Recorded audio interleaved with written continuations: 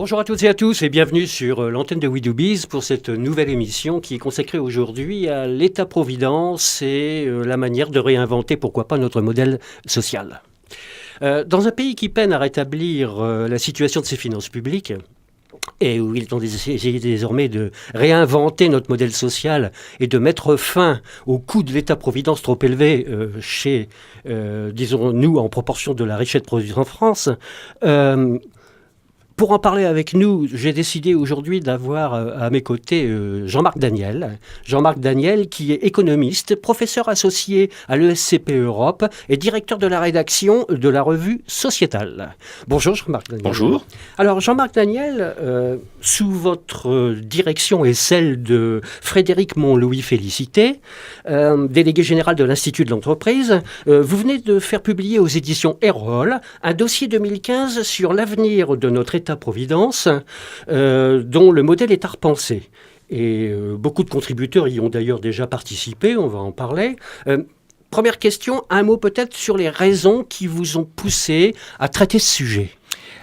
Il faut bien voir que le support de notre réflexion, c'est Sociétal, qui est la revue de l'Institut de l'entreprise, une revue qui a été mensuelle dans les années 90, trimestrielle dans les années 2000 et qui est maintenant annuelle. Et donc, notre objectif, c'est d'essayer de regarder quel est le point de vue de l'entreprise sur les grands enjeux du moment. Or, incontestablement, effectivement, un des grands enjeux, c'est la situation de nos finances publiques. Vous venez d'en dire un mot. Et singulièrement, dans nos finances publiques, la déformation de la situation de l'État social. C'est-à-dire que l'État social coûte de plus en plus cher et on n'arrête pas de dénoncer soi-disant accroissement des inégalités, un problème de pauvreté, et donc il y a un problème d'efficacité de cet État social.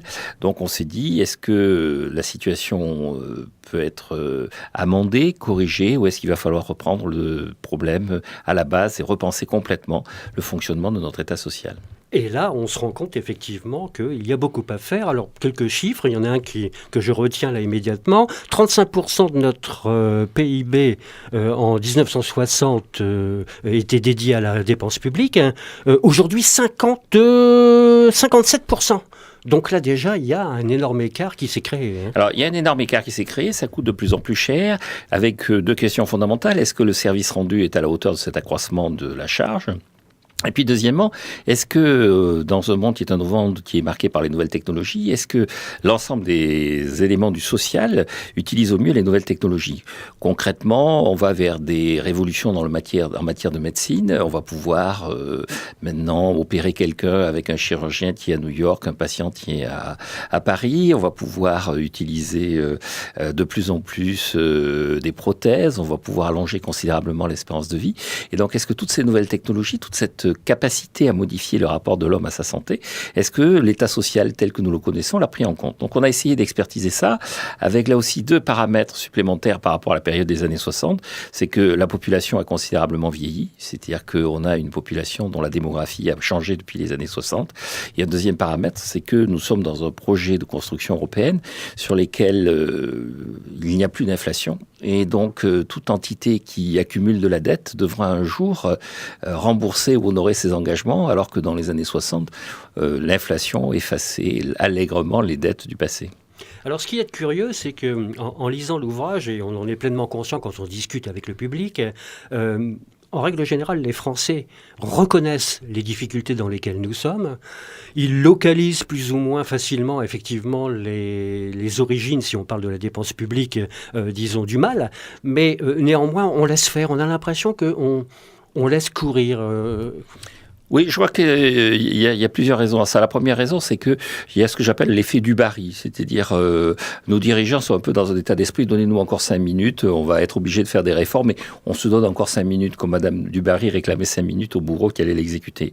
La deuxième raison qui fait qu'effectivement, il y a une sorte d'inertie par rapport à tout ça, c'est que fondamentalement, il n'y a pas eu de crise, entre guillemets, c'est-à-dire que la dette sociale continue à s'accroître, il y a une caisse d'amortissement de la dette sociale qui qui arrive à placer ses effets sur les marchés. Et d'une façon plus générale, tous les titres de dette publique qui sont placés par la France sur les marchés se placent à des taux d'intérêt à l'heure actuelle extrêmement bas. Donc, il n'y a pas d'alerte extérieure comme quoi le système irait dans le mur, que le système serait dans une situation à la grecque, alors qu'on est dans des signes avant-coureurs quand même de l'épuisement de ce système. Et puis, le dernier élément, c'est que ce que l'on met assez souvent en avant aussi, c'est que les gens qui sont au pouvoir en ce moment, cette génération issue de mai 68, c'est celle qui a construit ce système pour elle-même. Et donc, dans ce rapport autour de la démographie, elle attendra, elle essaie de faire en sorte que la remise en cause soit la plus tard possible. Et le drame aussi, c'est souligné également dans l'ouvrage, c'est que beaucoup de nos hommes politiques sont des gens qui n'ont jamais, si vous voulez, approché de très près l'entreprise en elle-même. Ce ne sont pas des entrepreneurs à proprement parler. Oui, je pense qu'il y a dans ce problème-là, il y a deux choses. C'est-à-dire que nos hommes politiques sont un peu des professionnels de la politique, qui sont un peu loin de certaines réalités. Mais de notre côté, chaque fois qu'on a nommé comme ministre des Finances un entrepreneur, ça n'a pas toujours été chef d'entreprise, ça n'a pas toujours été brillantissime. Et d'ailleurs, le tout premier ministre de l'économie, qui était M. Loucher, disait pour gérer les finances publiques, il vaut mieux un inspecteur des finances compétent qu'un chef d'entreprise borné. Donc, je crois que c'est plutôt une forme de courage que de compétence et de savoir-faire qui est en jeu. Et dans ce courage, je pense là aussi que la France n'a jamais été dans la situation du Royaume-Uni qui a pu avoir Thatcher, parce que le FMI était intervenu en France en 1976, ni dans la situation de l'Allemagne où il y a eu une sorte de défi qui était lié à la réunification, où un projet national était en train de sublimer les réticences de la population. Finalement, le problème de la France, c'est qu'on est à la fois trop bien et pas assez bien. On est trop bien pour véritablement accepter les réformes et puis pas assez bien, en ce sens qu'on voit bien quand même qu'il va falloir les faire, ces réformes. À l'observation, justement, si vous voulez, des multiples contacts que vous avez aussi comme économiste, comment voyez-vous, disons, l'avenir ? Est-ce que vous pensez réellement à une prise de conscience réelle de nos concitoyens ou...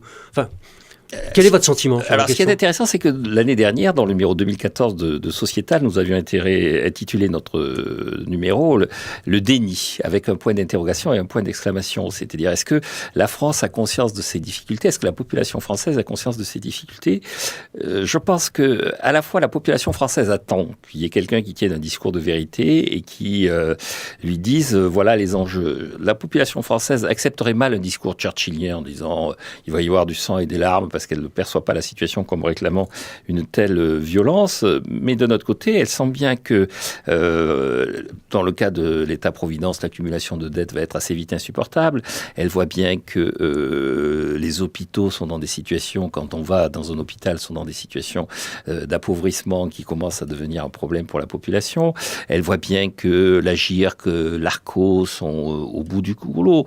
C'est-à-dire que tous les gens qui sont à la GIRC se sont entendus dire que dans 4 ans, d'après la Cour des comptes, la GIRC serait en cessation de paiement. Donc, on voit bien qu'il y a des problèmes, qu'il faut traiter ces problèmes. Elle attend une réponse, mais une réponse qui soit une réponse crédible. C'est-à-dire, ni tout va très bien, Madame la Marquise, circuler, il n'y a rien à voir, ni ça va être sanglant, la Grèce à côté, ce sera paradis et tout ça. Je pense qu'il faut des mesures concrètes, précises, pour répondre aux attentes et aux besoins et de la population et de la situation économique. Vous êtes optimiste dans cette optique ?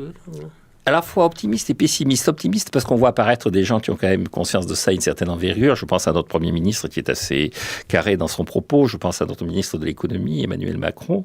Pessimiste quand on voit que finalement ils sont incapables de dégager une majorité au Parlement sur des enjeux qui sont le nombre de dimanches travaillés dans l'année. C'est-à-dire que quand vous entendez une partie de la classe politique de la majorité actuelle qui dit le problème du nombre, si on travaille 12 dimanches dans l'année, la civilisation française traditionnelle va être remise en cause, devant une telle grandiloquence grotesque, on se dit on n'est pas sorti de l'auberge. Oui.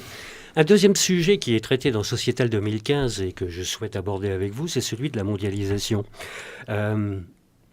Vous titrez d'ailleurs la mondialisation peut-elle être heureuse ? Enfin, c'est Pascal Lamy qui a participé absolument. Aussi. Il y a une interview de Pascal Lamy. Oui. Qui est remarquable d'ailleurs et que je conseille, dont je conseille la lecture d'ailleurs à celles et ceux qui nous écoutent. La mondialisation fait peur aujourd'hui à beaucoup de nos concitoyens, c'est certain. Néanmoins, elle a aussi, et c'est fort bien expliqué, ses raisons d'être et les raisons aussi d'espérer, disons, un meilleur positionnement de notre pays sur l'échiquier mondial. Un commentaire. Oui, deux commentaires par rapport à ça. Si la mondialisation c'était si monstrueux que ça, on se demande pourquoi les gens s'engageraient là-dedans. C'est-à-dire que si on s'engage dans ces processus d'ouverture, ouverture des frontières économiques, mais aussi ouverture des frontières humaines, les gens peuvent circuler, ouverture des capitaux, c'est parce que je pense que ça c'est un plus, ça apporte un bienfait. La traduction la plus immédiate, c'est que l'ouverture des frontières a fait baisser les prix et que même si on parle comme une menace de la déflation et si on nous dit que on regrette l'inflation, la baisse des prix, ça permet de transférer du pouvoir d'achat. Et la deuxième chose, je crois que derrière la mondialisation, derrière la création de ce village mondial, là aussi, il y a l'émergence de nouvelles technologies. C'est-à-dire qu'on peut essayer de se replier sur soi, on peut essayer de s'enfermer, mais les nouvelles technologies font qu'on sera forcément en contact avec les autres. Rien n'est abrité, rien n'est protégé. Derrière la mondialisation qui fait peur, il y a la concurrence. Et je crois que la concurrence est favorisée, encouragée, amplifiée par les nouvelles technologies. Il y a une phrase d'ailleurs que j'ai relevée qui est assez explicite à ce sujet. L'ancien monde était un monde de protection, le nouveau est un monde de précaution. Oui, je crois que le monde de protection, c'était un monde de gens qui avaient la nostalgie du passé. C'est-à-dire que, et ça, en France, c'est une assez vieille histoire. On a été assez traditionnellement protectionniste. Enfin, vous avez tout un discours de la France qui consiste à dire nous sommes pour la concurrence, mais hélas, nos partenaires sont des concurrents déloyaux. Et donc, à partir de ce moment-là, on évite la concurrence. Mais fondamentalement, cette concurrence, encore une fois, elle est présente, elle est saine, elle apporte du pouvoir d'achat. Simplement, un monde de précaution. Il faut que les règles du jeu soient à peu près les mêmes. Et surtout, il faut faire en sorte que la société future soit véritablement une société qui, comme le disait un des économistes des années 1930-1940, Jan Tinbergen, une classe politique qui ait conscience que son rôle n'est pas de préparer la prochaine élection, mais de préparer la prochaine génération. Alors, M. Hollande avait repris cette formule en 2012. Dans son exercice quotidien, on peut penser qu'il est plutôt à l'inverse. Il est plutôt en train, à mon avis, de préparer la prochaine élection que la prochaine génération. Mais un monde de précaution, c'est un monde qui pense à la prochaine génération. Voilà. Et il y a quelque chose de très intéressant aussi qui est dit dans l'ouvrage, c'est à propos des grandes entreprises qui sont tellement critiquées aujourd'hui dans bien des cas, et il est démontré d'ailleurs qu'elles sont aussi essentielles dans notre positionnement sur l'échiquier aussi mondial. Alors, les grandes entreprises françaises sont une force de la France. Il faut voir aussi que c'est une stratégie de la France. Hein. On a beaucoup de nostalgie de la politique industrielle des années Pompidou dans une partie de notre discours dominant. Or, la conséquence de cette politique industrielle, ça a été de faire émerger effectivement des champions nationaux. La séquence de la politique industrielle de Pompidou plus les nationalisations de 81, cette séquence est traduite par la constitution d'un tissu productif qui est organisé au cours de très grandes entreprises. Et on ne peut que se réjouir de ces très grandes entreprises, y compris d'ailleurs dans leur dimension financière, parce que Renault, c'est à la fois une grande entreprise, c'est aussi le propriétaire de Nissan, c'est-à-dire c'est une entreprise qui est mondialisée Absolument. Par l'intermédiaire également d'une entreprise japonaise, et puis c'est aussi un facteur de recherche très important, puisque c'est une entreprise qui mène avant le véhicule électrique et la voiture de demain. Donc nos grandes entreprises, elles sont à la fois le fruit d'un choix et d'une utilité très majeure, parce que c'est elles qui nous positionnent dans la mondialisation et nous positionne dans l'avenir. Et de surcroît, dans une consultation, à ce moment-là, elles sont quand même capables de pouvoir gérer un ensemble de problématiques, évidemment, qu'une simple PME ne peut pas faire. Oui. Aussi, ça compte aussi vis-à-vis de, disons, d'un... Oui, elles ont une force de frappe que les PME n'ont pas. Ce qui est intéressant aussi, d'ailleurs, c'est que à la fois, il y a la grande entreprise qui se structure, et puis dans un des articles, une des questions qui est posée, c'est est-ce que le salariat a encore de l'avenir ? C'est-à-dire, il y a des relations du travail qui vont être réorganisées par les nouvelles technologies, qui font qu'il va y avoir des lieux de production, des mécanismes de production très importants, organisés autour d'entités fortes, robotisées, qui seront les industries de demain. Et puis, il va y avoir beaucoup d'individus qui vont pouvoir émerger, exister au travers de l'émergence de l'auto-entrepreneur, au travers de la sous-traitance de ces grandes entreprises, qui ne seront pas forcément d'ailleurs écrasés par ces grandes entreprises, qui seront dans un lien contractuel et non plus un lien hiérarchique. C'est-à-dire que les grandes armadas industrielles constituées autour d'immenses quantités de gens vont se transformer en des grandes entreprises par leur surface financière, par leur localisation, par leur marché, mais avec beaucoup de sous-traitants qui seront dans une relation contractuelle qui est une relation gagnant-gagnant. C'est-à-dire qu'on a l'impression que systématiquement le sous-traitant est écrasé, mais dans un contrat, on est protégé par le contrat. Et il semblerait quand même, les contributeurs le soulignent, que dans les dysfonctionnements, il y a principalement aussi, dans les causes d'ailleurs de ces dysfonctionnements, l'éducation nationale qui n'est peut-être pas, disons, suffisamment adaptée à la situation nouvelle aussi. Oui, je crois qu'un des problèmes auxquels nous sommes confrontés en ce moment, c'est ce que l'OCDE appelle le skill surplus, ce qui se traduit en français par l'excès de formation. C'est-à-dire que on a beaucoup raisonné en termes quantitatif et pas assez en termes qualitatifs. Et la formation, ça s'apprécie à la fois dans ce que les économistes appellent la mobication, c'est-à-dire la mobilité, la capacité à bouger, la capacité à s'adapter. Et l'éducation qui est education en anglais, c'est pas uniquement le fait de savoir, c'est aussi un aspect un peu comportemental. Et donc, on va vers une formation un peu plan-plan, vers la mobication, c'est-à-dire un ensemble qui réclame à la fois de la souplesse d'organisation, de la souplesse intellectuelle. Et là, il y a un gros travail à faire sur l'éducation. Avec ceci, là aussi, avec les nouvelles technologies, que l'éducation va devenir un bien concurrentiel. C'est-à-dire qu'il y a de plus en plus maintenant d'entités privées qui mettent sur Internet des cours vers lesquels les gens qui sont en manque de formation vont pouvoir aller. Et ça, d'ailleurs, ça va changer la donne aussi au niveau de l'enseignement et des modes d'enseignement également. Dans les modes d'enseignement et dans tout le fonctionnement de l'administration. Dans Sociétal, il y a un article de Elisabeth Lulin, qui est une spécialiste justement de la façon dont les États perçoivent, ingèrent, entre guillemets, les nouvelles technologies. Et elle montre bien que la France, dans cette matière, est assez bien positionnée. La France est assez souvent présentée comme un des pays où l'e-government, l'administration électronique, est la plus implantée. Et il faut maintenant aller jusqu'au bout de cette logique, c'est-à-dire porter ça vers l'éducation. Et puis on parlait d'État-providence aussi vers la santé, qui va être un des endroits où il va y avoir aussi de l'intervention d'Internet. Donc, il y a de bonnes raisons d'espérer malgré tout, Jean-Marc Daniel. Alors, je crois qu'il y a de bonnes raisons d'espérer, c'est-à-dire que le progrès technique est toujours porteur de croissance, les échanges au travers de la mondialisation sont toujours autant porteurs de croissance. Ce qu'il faut, c'est se réformer, s'adapter, se préparer à ce monde de demain et non pas se replier de façon protectionniste sur le monde d'hier. Et puis, il va falloir à un moment donné aussi accepter l'idée que la dette n'est pas une solution et que ça finit par être un problème. Eh bien voilà, c'était le mot de la fin, merci. Donc je conseille à toutes et tous, disons, qui nous regardaient et nous écoutaient, ce numéro de Sociétal 2015. Vous allez tout comprendre justement sur la nouvelle donne de notre économie et du monde dans lequel maintenant nous nous trouvons. Voilà, merci, au revoir et à la prochaine fois.